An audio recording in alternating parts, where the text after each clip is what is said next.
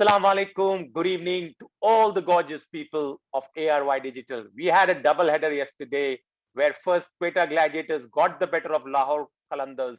And in the second game, I'm afraid Karachi Kings had a game to forget where we went down to Peshawar Zalmi. So first, let me run through what happened in the first game between Quetta versus Lahore Qalandars. Quetta had a poor start as always. They ended up scoring 158 thanks to some lusty hitting in the end through Azam Khan, but 158 was a below par score. But credit to Lahore Qalandar bowlers that they ensured that they couldn't get away with enough of runs. But when Lahore Qalandars came on to bat, they were rocked by the Quetta Gladiators bowlers. Lahore Qalandars have now lost two back-to-back games chasing the target. And one point which I would like to stress is that in a day game, it's better off if they bat first, but their captain probably so elected things otherwise. Now let's come to the second game where Karachi Kings were facing Peshawar Zalmi. It was a must-win game for Karachi Kings because they were coming at the back of two losses. We are a bit critical about Babar Azam's innings that no, he doesn't take off well or when he's setting up a target. But when yesterday Karachi Kings lost him for a duck, it was like panic in the Karachi Kings dugout. And it was Zarzai who took the bowling apart of Karachi Kings and they chased with 54 balls to spare, just quite a lot, which is dented Karachi Kings net run rate. Now they are at the bottom two, just ahead of Quetta Gladiators. So just to run through the points of what's happened in the PSL so far, Islamabad United are with 12 points with 8 matches. Then we have Peshawar Zalmi. After 9 games, they have 10 points. Lahore Qalandars are stuck at 10 points after 9 games. Multan Sultans have come back well, around 6 points with 7 games, whereas Karachi Kings have got stuck at 6 points. They were at 6 points before they came to the UAE, and they've lost 3 games on the trot. And Quetta Gladiators, after winning yesterday's game, have moved on to 4 points. On paper, Karachi Kings looks to be a stronger team. They should be able to get the better of Quetta Gladiators if they get their act right. And the last game against their rivals, Lahore Qalandars.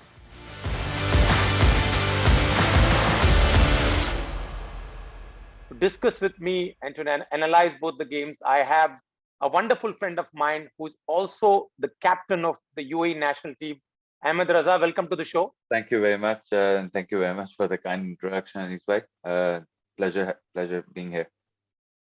I've always been a big fan of you, the way you turn up for your national team or you play for your corporate team. You've always given your 100%, and we hope we are going to get the same at this show.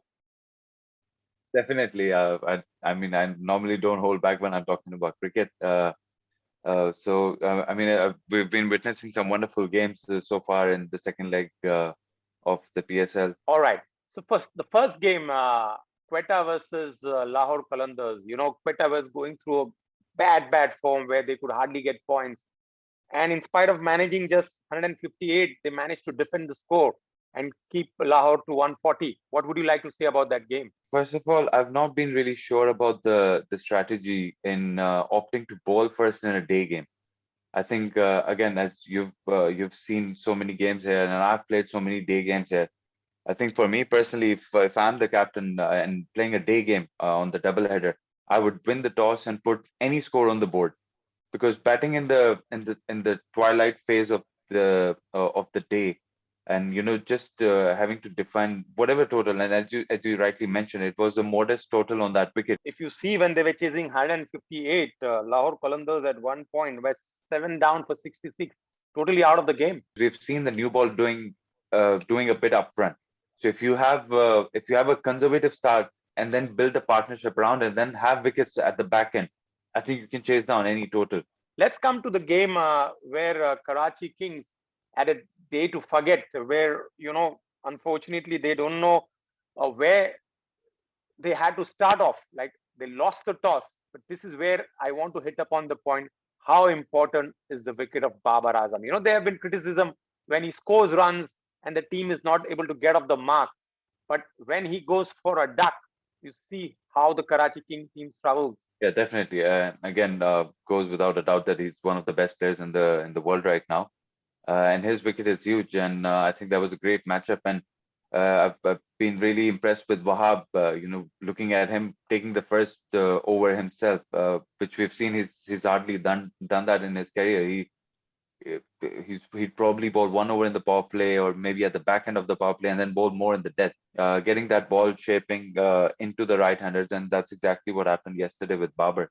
And his wicket is huge. I think the Karachi Kings batters, they play around him, and when they lose Babar early in the innings, it I think there's a very confused dugout. Then who's going to take that role of batting through the innings, and with Martin Gupton not firing for them, that's another setback for Karachi Kings, because you want your imports to be doing well. Well, had it not been for the innings of Abbas Afridi, they wouldn't have even reached 100. You just have to be circumspect right at the start of your innings and don't lose 3 or 4 wickets in the power play. There's a stat, if you lose 3 wickets in the power play, there's 70% chances of you not winning the game. More important for Karachi Kings that at least in the next 2 games, if they want to make it to the playoffs, that Babar Azam has to hold one end. No matter what, even if his strike rate is 120, 125. I'm sure Karachi will learn, because if you have to talk about this defeat has dented their run rate. And in spite of them being on the same points with Multan Sultans, and they mind you, they played one extra game, the net run rate has gone into minus. So it's going to be a lot of catch-up work for Karachi Kings. Yeah, and it's a game of momentum, the T20 format. Multan Sultan is on the back of winning 2 games. You start making so many changes in your playing 11 as well, which I'm not really a big fan of, because once you pick your best 11, you know that's your best 11. If I'm backing someone, I would like to back him to the cliff. That's very well said.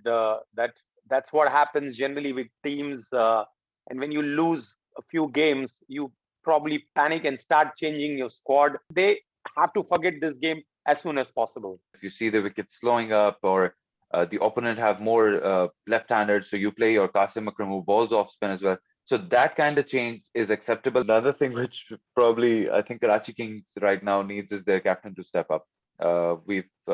He's obviously faced a lot of criticism for not bowling a lot. We saw that again last night, despite being just 110 runs on the board. But again, they have to score those 110 runs, and you have to stretch the game as much as possible, because you don't want to get your run rate way behind the other teams. And even if it's a left-hander, I think if Imad would have bowled the first over, you never know, because he takes the ball away from the left-hander, he brings the ball in. Hazazai prefers the left side. You never know, where the result could have been of that. Well, I'm with you on this point. I somehow, I really don't understand this logic of that if a left-hander is batting, why a left-arm spinner can't bowl. I mean, that's only probably that player can answer this question. And you rightly mentioned that, he prefers the leg side, Zarzai, and he just took apart the Karachi bowlers. Doesn't he remind us about Najibullah Zadran? They have the same style of batting. Yeah, a few more pounds on Zazai though, but yes, very similar. And we've seen Afghanistan players being very strong and big hitters of ball. So Zazai, in fact, has I think highest score of 160 odd against Ireland in a T20 international. Very true. Let's talk about Zahur Khan, who got an opportunity to play for Quetta, even though he didn't have a good match. But I've seen him. He's been a part of Danube team, as well as played now in UAE for so many years. What would you say about him? Because he's been now under your wings. I was at the ground, when he was getting his cap, and when he, went into the field. A great feeling. First UAE player making debut in one of the biggest leagues in the world. So it was really great to see. And yes, he didn't have a good game, but I hope Quetta sticks with him and gives him another go. All right. Thank you very much, Ahmed Raza, for all your insights about the game. You were spot on about what you said. Thank you very much. And Anis bhai, it's always fun talking cricket with you.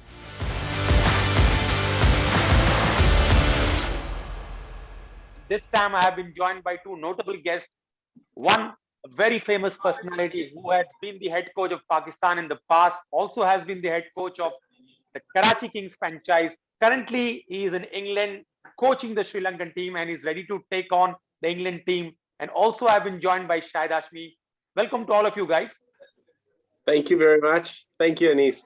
Thank you. So Thank you. how's life in England, Mr. Mickey?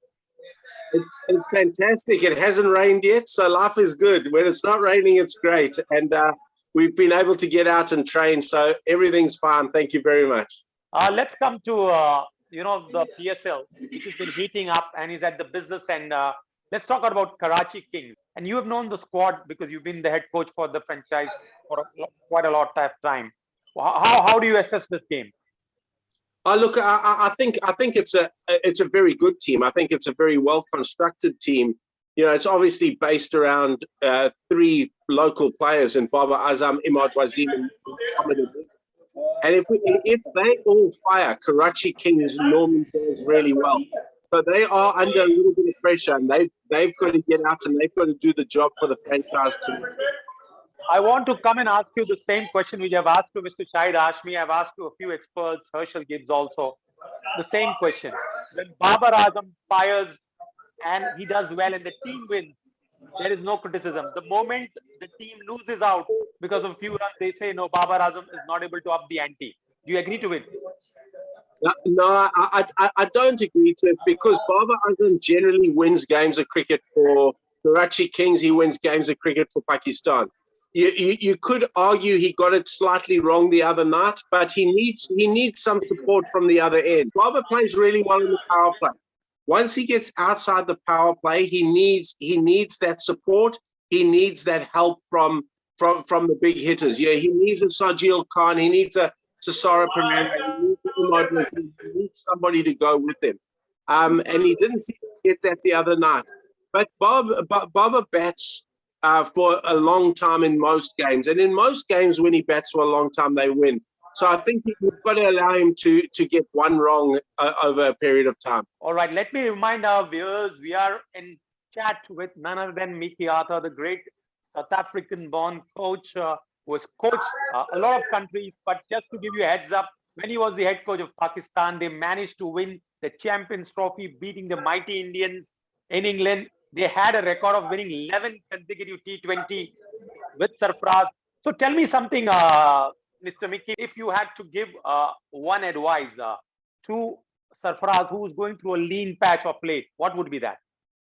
My only advice to Sarfraz now is just stay true to yourself. He will come back. He's a very, very good captain. He's a very, very good cricketer. All right. Now, coming to Karachi Kings again, if there is anything which you want to advise to your old franchise? No, I think they just need to start well. And I think when they start well, be that with the bat or be that with the ball, once they get that momentum, they're a very good team playing from the front.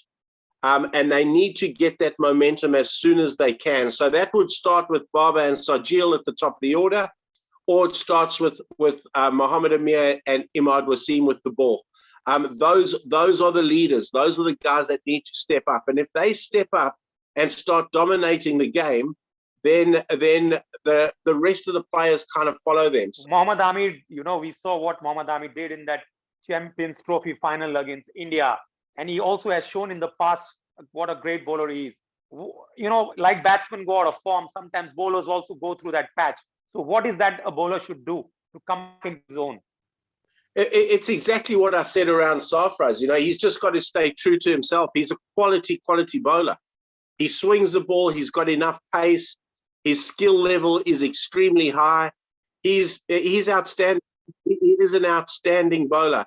You don't want to see Mohammed Amir change anything. But the one thing I do know with the Mohammed Amir is when the chips are down, he tends to produce. Coach, before I give it to Shahid Hashmi, I want to ask you one last question from my side. Is that when the chips are down, how do you fire a player? How do you motivate a player? Like, boss, I want it from you.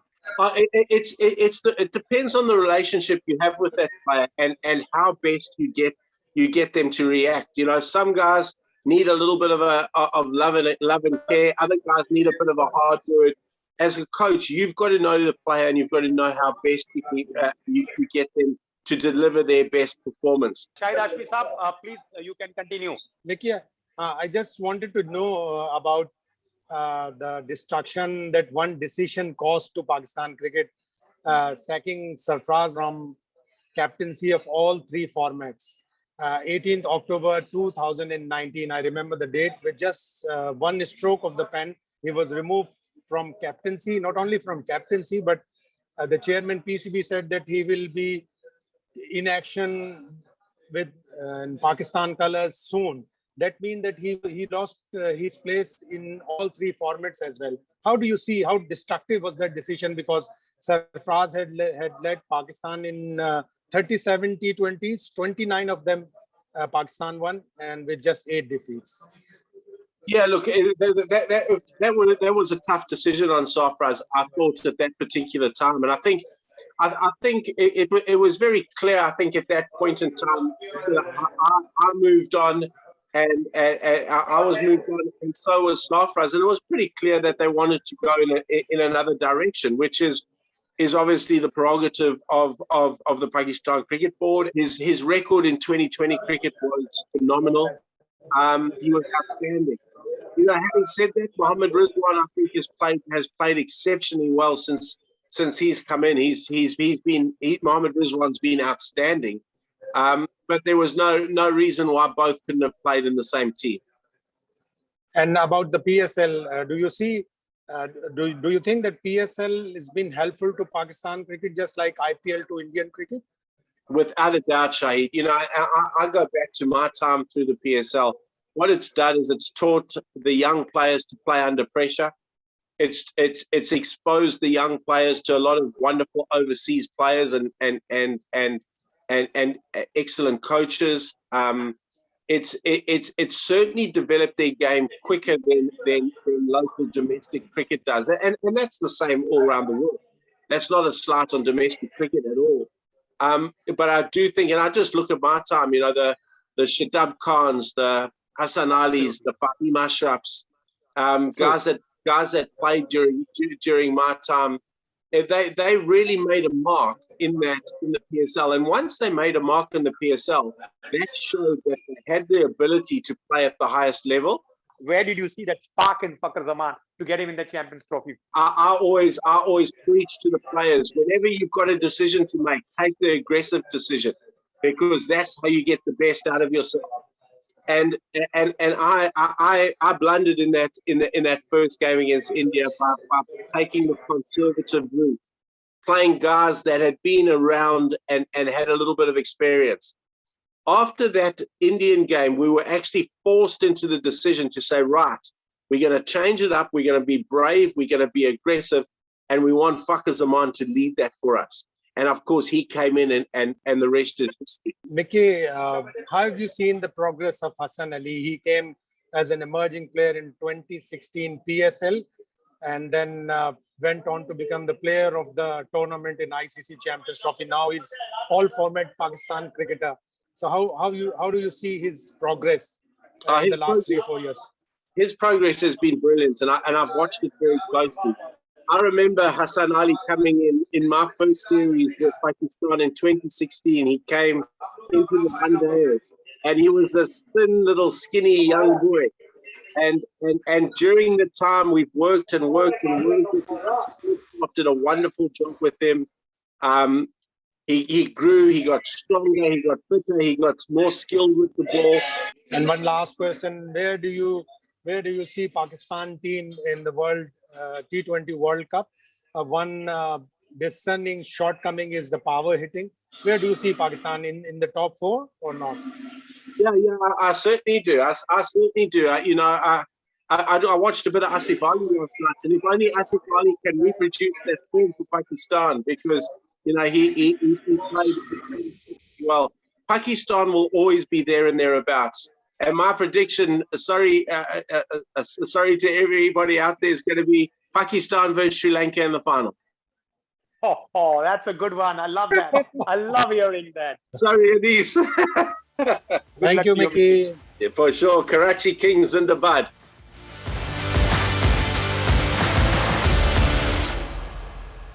Congratulations, Agnes Francis, for being the winner on our contest. And we hope that all of you are also participating in our contest. Today's question is, will Quetta Gladiators come back again? They had a win yesterday. Will they come back and win another match today? Do let us know and send us your answers on Mr. Cricket at arYdigital.tv. We look forward to hearing from you. Thank you very much for once again for joining on our show. Allah Hafiz.